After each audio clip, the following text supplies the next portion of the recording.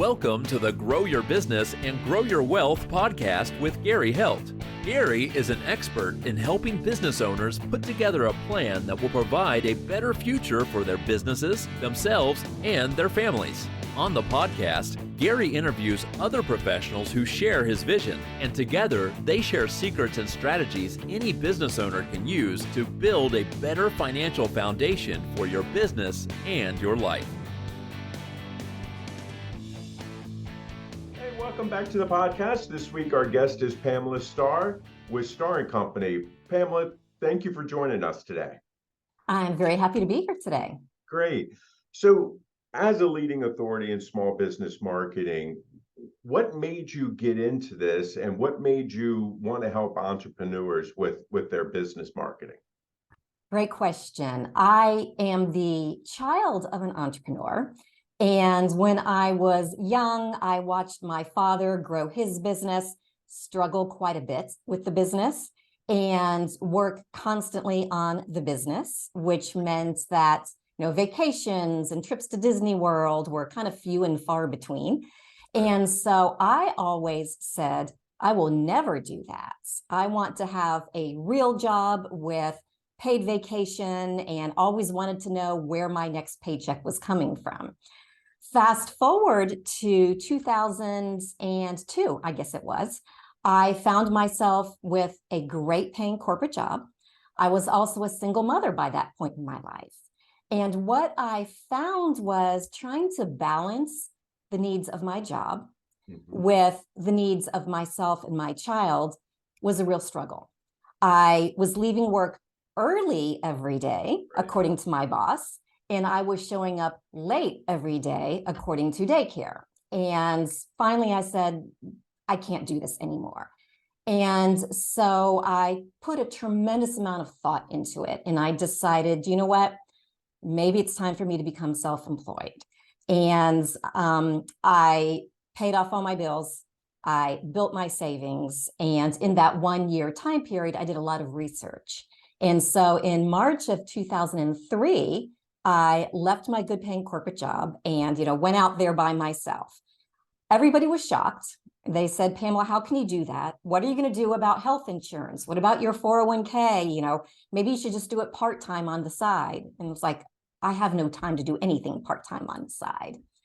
So the very first thing that I did, though, was I hired a coach for my business. And what my coach told me, because I had no clients, I had no prospects, she said, you need to do presentations in front of groups of people who are your ideal future clients and let them get to know you. And so that's what I did. I picked up the phone and called one of my good friends who happened to be in real estate. And I said, hey, Mary, I know you talk about sales meetings that you go to every week. How does that work? She's like, oh, I'll introduce you to my broker. And so I met with him, explained to him how I helped people. At the time, I did highly personalized direct mail to help people build their repeat and referral business. And he said, sure, you can come on in and do a presentation at my, sales meeting. We're booked for a couple of weeks, but, a month down the road, come on down. So I got all my stuff together. Had my, back then, I had my science boards, the fold up ones that, our kids did in sixth grade. And I had my pictures on it and I did my presentation and I got 3 new clients in that very first presentation that I did. And then because that one event was successful, I talked to the broker and he said, oh, you should talk to my associate that's a broker at this other real estate agency. And so then because I had that warm lead, I was able to book another presentation at that other real estate agency. And so that's how my business grew. I helped independent professionals who needed to build their prospect list. I helped them build their repeat and referral business. And I grew my entire business by doing educational workshops and seminars. A couple of years down the road, I had that business for 7 years. And I grew it to the point where Constant Contact, which is one of the nation's leading email marketing companies, recruited me because they were trying to build that particular market that I happened to be living in. And they needed somebody who knew how to do educational workshops in order to talk to small businesses about marketing strategies to grow their business. Right. So it was really interesting because I was doing something very, very similar, but with a different product. And so for another 7 years, I did educational workshops for Constant Contact. Gary, I don't know if you've ever been in the corporate world, but those of us who have been in the corporate world have lived the life of, you do a really good job at this, so you get promoted. Right. And next thing you know, you look around and you're like, I don't like what I'm doing anymore. Yeah. As it happens in the corporate world, the company ended up being sold and they shut down the entire local education program. So then I was out of a job. That lasted for a couple of months and I was trying to figure out what did I want to do. I didn't want to go back in the corporate world at all whatsoever. My passion is working with small businesses and independent professionals. And then I got a magical phone call that kind of came out of nowhere from somebody I didn't really know very well. And that call was, hey, Pamela, Google wants to talk to you. Are you interested? And of course, there's really only one answer to that particular question. And I said, yes, of course. So I scheduled an online interview. It turned out that Google has a division called Grow with Google that helps educate different audiences, including small businesses.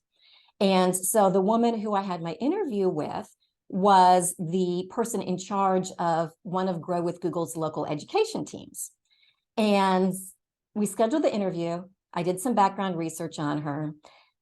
At the very beginning of the interview, I said to her, you know, we've met before.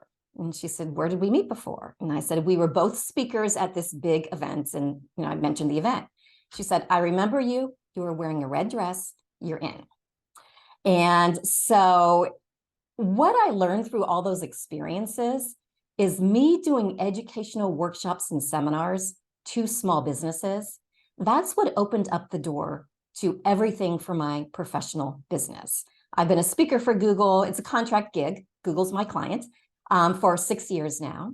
Gary, the reason why I'm here today with you is because a member of your team attended one of my Google webinars that I did. And she reached out to me and she said, hey, Pamela, you know, we think that you might be a great fit for what Gary's trying to accomplish. And so I've spent my entire professional career helping these small businesses get more clients, do more prospecting by using different marketing strategies to grow. Right.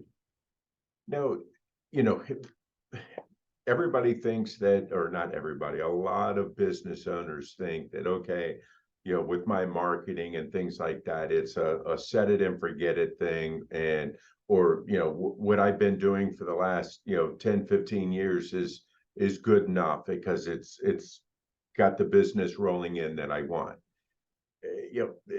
Tell me how is that such flawed thinking? You know, people think about that in particular in regard to their websites. One of the things people will say to me all the time is, you know, hey, Pamela, 5 years ago, I was on the first page of Google.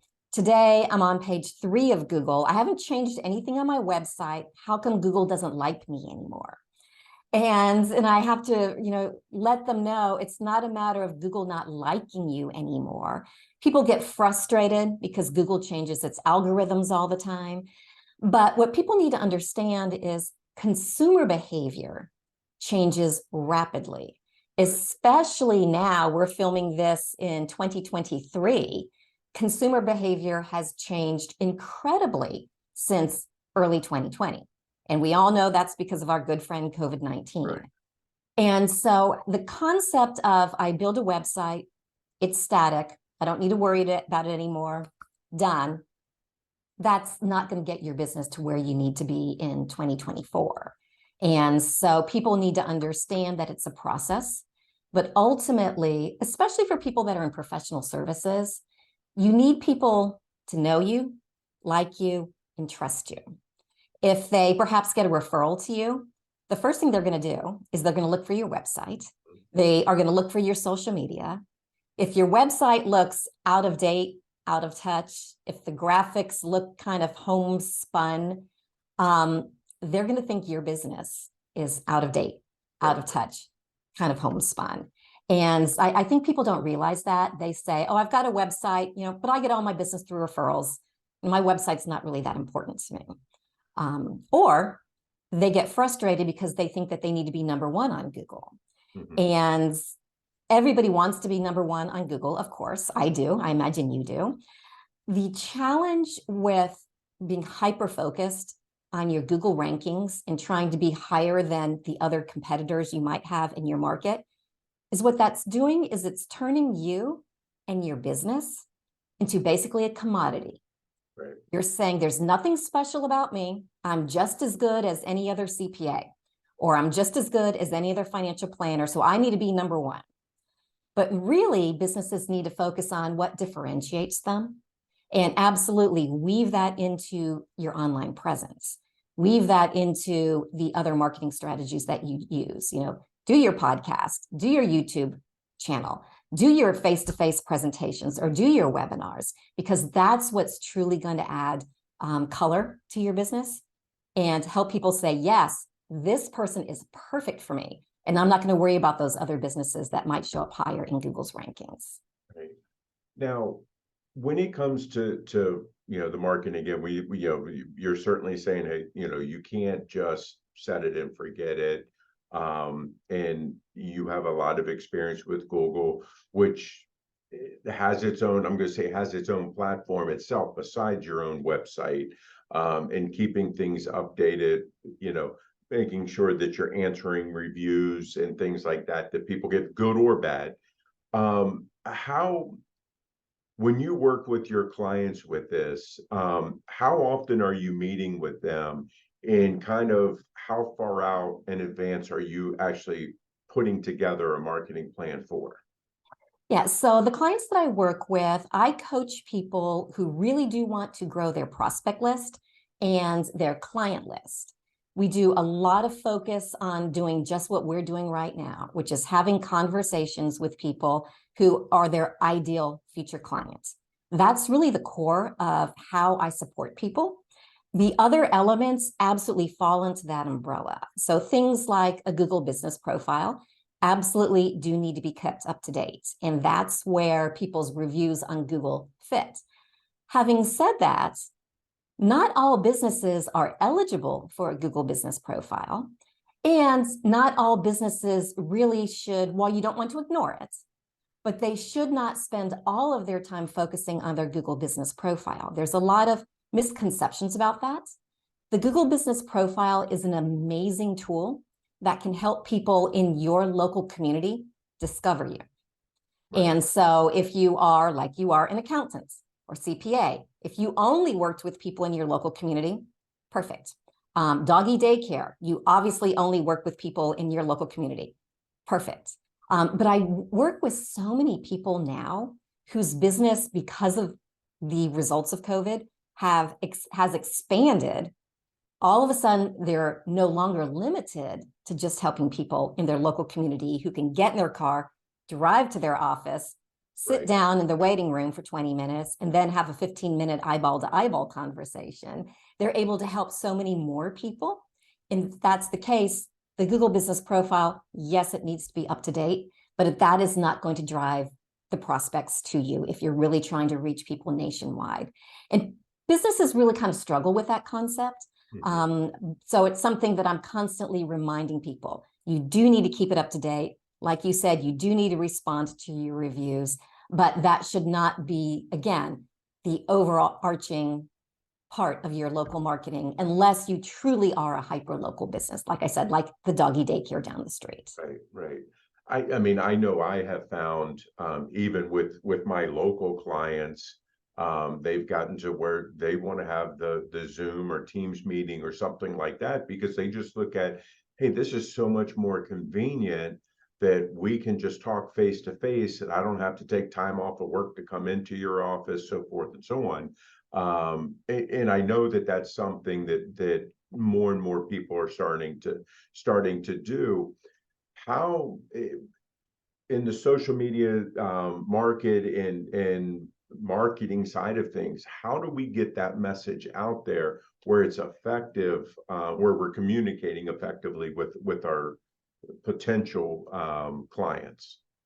Right. That is something that people need to understand. Their websites, their social media platforms, those should be considered lead generation strategies or prospect generation strategies. And people will ask me all the time, will I take a look at their website? Sure. What people need to understand is if I was to go to somebody's website today, when I leave that website, I should have instructions on exactly what do I want to do, or before I leave that website. Mm-hmm. And so what I coach businesses is you need to know when a stranger lands on your website or on your social media platform or attends one of your educational webinars, what do you want that person to do? Right. And then once you know what you want them to do, it needs to be specific. Do you want them to book an appointment with you? Do you want them to download a special report? Do you want them to sign up for your email list? You need to know what you want them to do, and then you need to tell them what to do. That's your call to action. And the call to action should be on virtually every page of your website, in the upper area of it. If you want people to look at your website and call you, don't bury your telephone number on the bottom of your homepage. Don't bury it on the contact us page.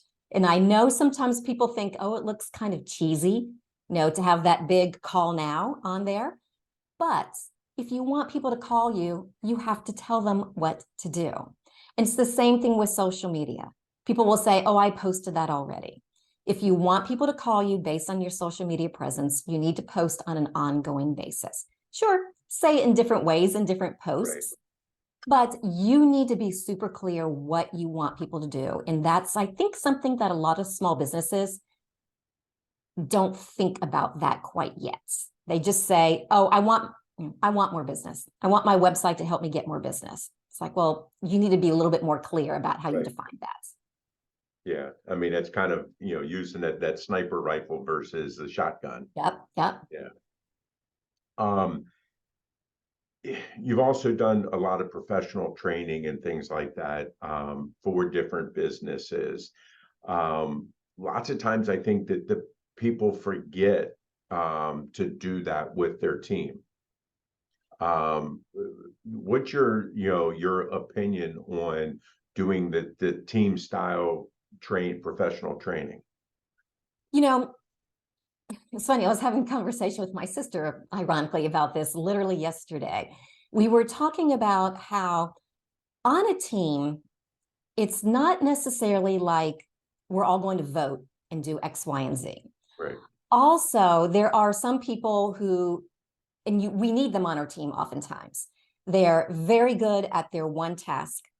They continue doing on with their one task. The thing, though, that we all need to understand is, like it or not, the world has changed dramatically in the last few years. And it is going to continue to change dramatically in the upcoming years. My guess is 2005 is going to look very different than 2003. All the artificial intelligence tools that have just exploded all over the place right now. 2005, the way that we operate our business is probably going to be completely different. The way we get clients is going to be completely different. The way we manage our website is going to be completely different. And we need to start thinking about what those changes could be. And even if we don't know yet, and I don't think anybody does, we need to put ourselves in a mental place. And our team also needs to be in that mental place that we have to be prepared for change. And so with our team, helping them understand change is a good thing. Change means our business will thrive and grow. Right. They need that training too, just as much as the business owner themselves needs it. Yeah, I think lots of times what happens with business owners is they go to do the training, and you're talking about AI as being something there. They do the training, but then it never trickles down to the team. So I think it's one of those things that if you're going to get the training and then you look at it, then you need to have your team trained also. I think we use AI way more than we think. I mean, and it's sometimes people just don't think that they're using it. but they are. And I think that in business, this is in the next, probably 2 years, it's going to change. I had an attorney on the show that is her area of expertise is AI. And we were talking about, what's going on with different laws and things like that. And she said, right now, there aren't a whole lot of specific laws, and there's definitely not any case studies yet because they haven't had them. But she's looking, her opinion is in the next, 2 years, we are going to see a lot more. Right. So in that aspect of it, it's like AI. I mean, what are your thoughts on using AI to help engage potential clients or who your target audience is? Yeah, people that I talk to have very different feelings about AI. Some people are like, oh my gosh, this is the greatest thing ever. Right. Other people are like, oh, you know what? It's going to give you wrong information. What the people who I coach, people who I work with, I let them know, at least as it is right now in 2023, summertime of 2023, AI is a great idea generator for you. And so I use AI literally every day. Now, what I don't do is type in something into, Chat GPT, copy it, paste it on my website. What I do is I use it as thought. It helps me with my brainstorming. It's kind of like brainstorming by myself, and then I discuss that with my team. Right. And so, I think that's going to be the biggest thing, certainly for the foreseeable future, that people need to embrace it. But people, there are people out there, they don't like change. Right. And, I try to gently, lovingly remind people, we're no longer typing on actual physical typewriters. We have computers now. Change is a good thing. Many of us, probably the majority of people, certainly working professionals, aren't going out changing our car's oil ourselves in the driveway. We're going to some other service where there's somebody who can probably do it better than we could, certainly faster than we ever could. So, the whole idea of change is really hard for people, but, we need to embrace it. Otherwise, business is going to be totally out of the picture if they're not embracing those types of things. Right. Now, obviously, there's a lot of places or a lot of people offer marketing and businesses that say that they do marketing and things like that.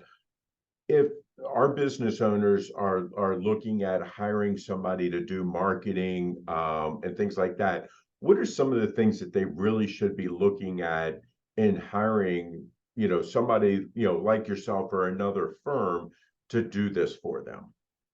Yeah, that's a real huge challenge because people need to be certified to become a CPA. People need to be certified, and educated to become an attorney, a financial planner.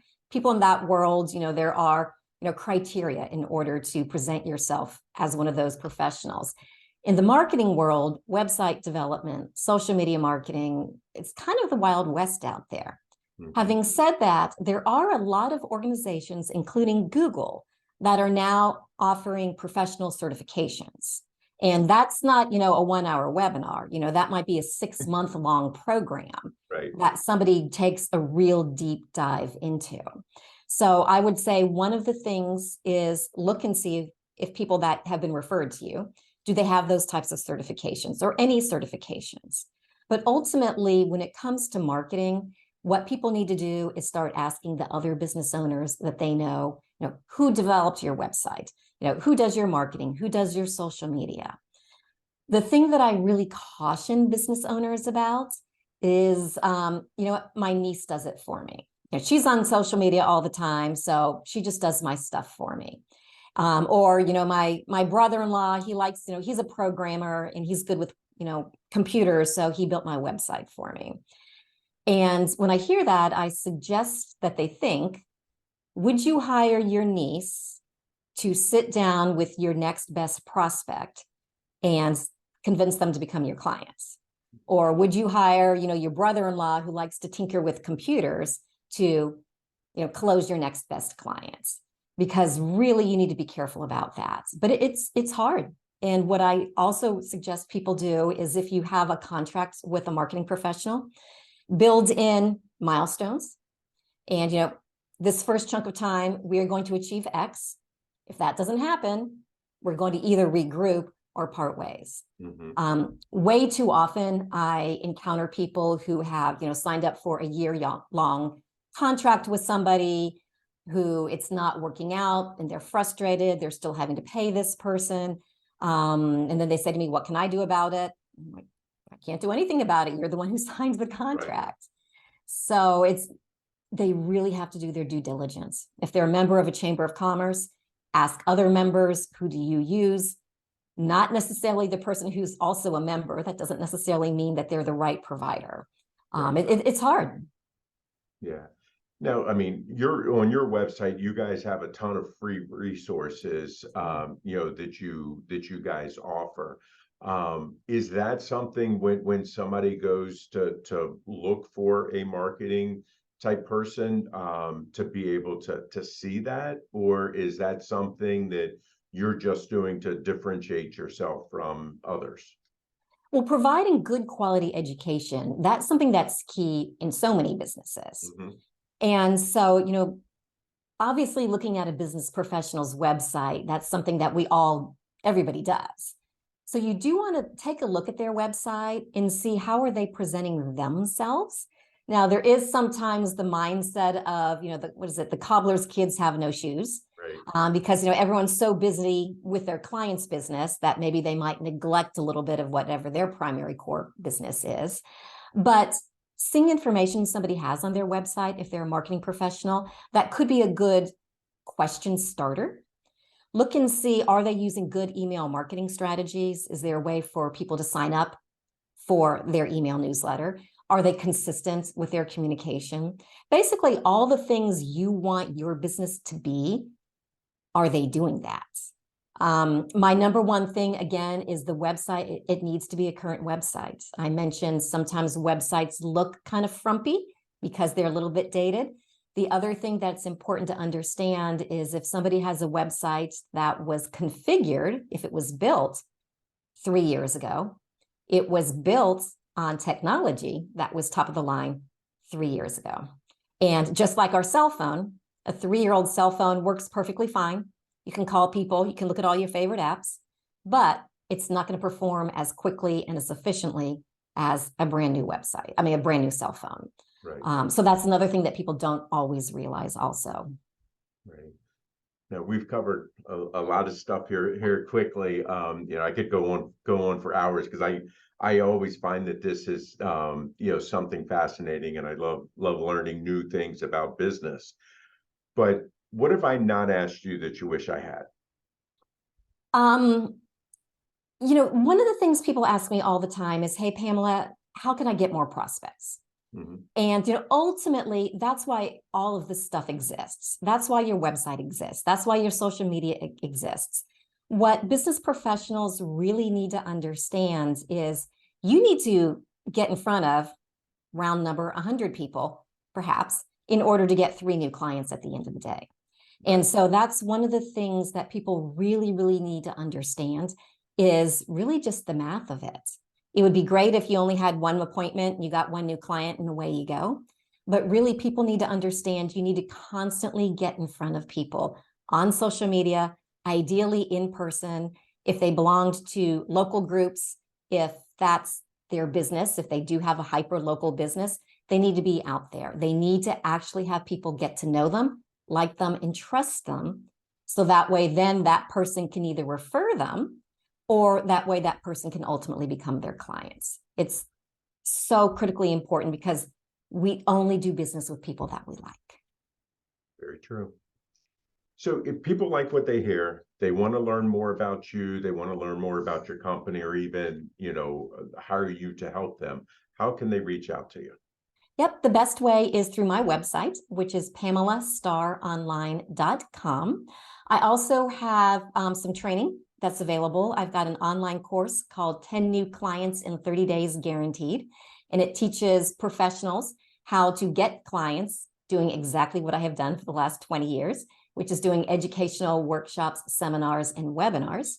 And they can find that at PamelaStarRonline.com/courses. So that's the best way. And if they want to contact me, they can contact me through their website as well. I read all my emails, and so I try to get back to people as quickly as I can. Great. Pamela, I really appreciate your time today. I think that you have given us a lot to think about, and really hoping that the business owners really take this to heart and go back and kind of look at what they're doing and see if they actually do have a plan together to move forward. All right. Thanks, Gary. This week, our guest was Pamela Starr with Starr & Company. Thank you, guys. We'll see you next week. This show has been produced by Market Domination, LLC.